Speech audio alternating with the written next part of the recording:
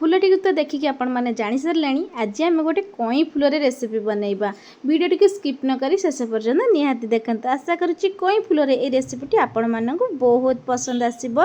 नमस्कार मु प्रज्ञा आपन को स्वागत करुच्ची प्रज्ञा होम किचन को जमा भी लेट करवानी चलते देखा आज रेसिपी आज रेसिपी रही कई फूलर गोटे जबरदस्त रेसिपी। हाँ आज्ञा मुझे विश्वास कर पारि नथली जमी आपण मैंने विश्वास कर पारे ना कई फूलर पुणी रेसिपी बनी पार। आम ओडिशा रे साधारणतः कई फूल को ठाकुर पूजा हिसाब रे व्यवहार करा जाए किंतु मु जोठी रही बेंगल रे कई फूल को मध्य रेसिपी हिसाब रे व्यवहार करा जाए माने कई फूल को खाद्य हिसाब रे मध्य व्यवहार करा जाए।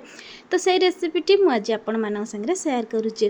तो प्रथमे तापाई मु गोटे घोल प्रस्तुत करि नेछि सेथिरे किछि बेसन चाउल चूना ता सहित मु एठी किछि लुण मध्य देइतली किछि हळदी गुंड जीरा गुंड लंका गुंड ता सहित कला जीरा धला राशि अल्प किछि खाइबा सोडा देकी ताकू अल्प अल्प पानी देकी गोटे गाढ़ा बेटर ये बन नहीं।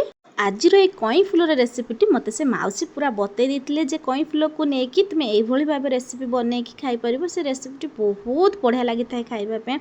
तो से भली मु भी मध्य बनैबा को चेष्टा करी आशा करी वीडियोटी आपण मानक बहुत पसंद आसीबो।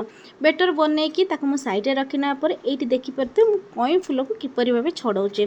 प्रथमे कई फूलर जो ग्रीन ग्रीन पत्रोडा थाए माने कई फूलर जो ग्रीन पाखुड़ाटा थाए से पाखुड़ाटा को मु फोपाड़ी देबी सेटा हमर किछि भी आवश्यक पड़िबनी। ग्रीन कलर पाखुड़ाटा फोपाड़ी सारिया परे देखि परते गोटे येलो कलर माने कई फूल भितर येलो कलर पाखुड़ा मध्य रहिछि माने ता मंजी जोटा कहते कई फूलर मंजी जोटा अछि से येलो कलर फूलटा को मुझे काढ़ी फोपाड़ी देवी सेटा भी आमर किसी दरकार पड़े। बास रहा कटा ना साधा अंशटा ये साधा अंशटा को मु भल भाव में पानी रे 3 ରୁ 4 थर धोई नेबी जहाँद्वारा कि सेटा भल भाव में परिष्कार हो 3 ରୁ 4 थर धोई नहीं सारा पर ही ताको रेसिपी रे मु यूज करी।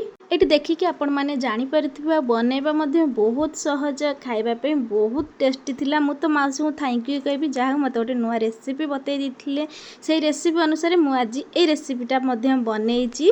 एठी मु परिष्कार पानी रे 3 ରୁ 4 थर से कई फूल को धोई नहीं सारिया पर गोटे प्लेट को काढ़ी नहीं जहाँद्वारा कि तार एक्सट्रा पानीटा आमर बाहरी जीव। एपटे बेटर मध्य मु प्रस्तुत करनी गोटे गोटे कई फूल देइछि आ मु भल भाव में से बेसन रे ताको बुड़ेकी रखी नहीं। तापरे एपटे मु कड़ाई रे किछि रिफाइन तेल भल भाव में गरम करनी तेल भल भाव में गरम हो सारिया पर सिटु गोटे गोटे फूल को देइछि आम ताको लो फ्लेम रे किछि समय कड़ा हेबा पर्यंत भाजी नहीं। किछि समय एपट सेपट करिकी भाजी नेवा परे एठी देखि पारुथिबे आम कई फूलर रेसिपीटी मध्य बनिकी रेडी हो जाइए। देखिए पे जेतिकी सुंदर लगुला खाइबा सेतिकी टेस्टी थिला बहुत शीघ्र मध्य बनी जाइथिला।